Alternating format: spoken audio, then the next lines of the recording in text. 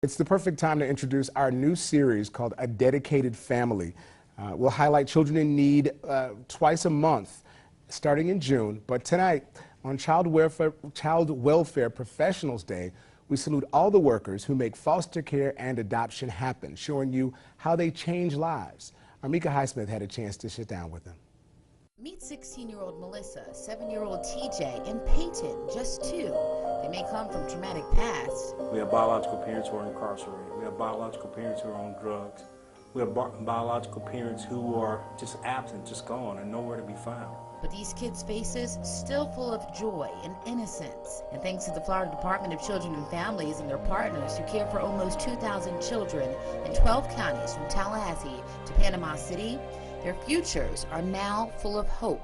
Some of our kids don't have anyone that's in their life that care about them other than the people who work in the system.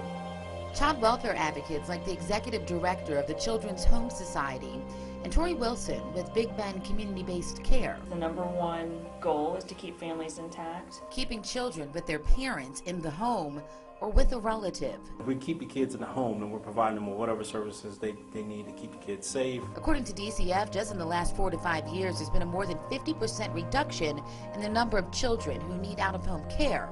But when keeping a kid with their families is not an option, we want to keep them in their home community.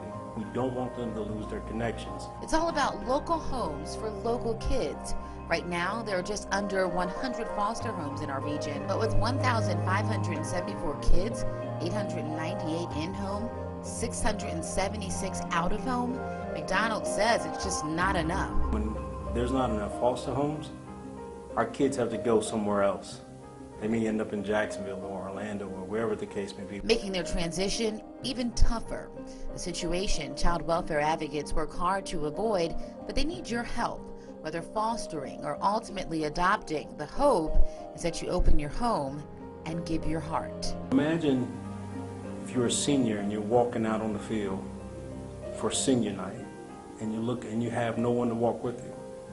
Or you make a big play out on the field or on the court playing basketball and you can't look up in the stands and see your parents.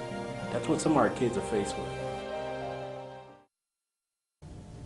Mika, what a powerful piece. What did you learn? I mean, obviously, this is something that sometimes we don't look as deep into this as we should. What did you learn in sitting down with just listen to what he said. What he said was powerful. I could not ever put myself in the shoes of a child who has, no family to be there and to support them during, major achievements. These are young kids who need their family.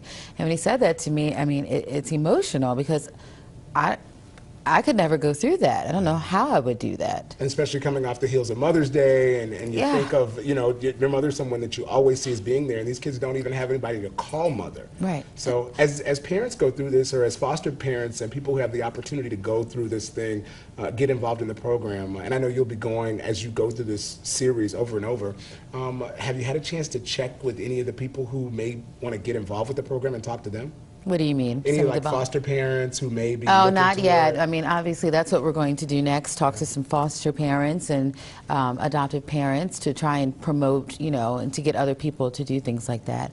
And then we'll talk to children and, try to find them forever homes. It's a riveting series. Thanks so much for sharing with us, Mika Highsmith. Now you can follow along. Of course, the ultimate goal of Beyond Fostering is adoption, to help kids in the area find forever homes.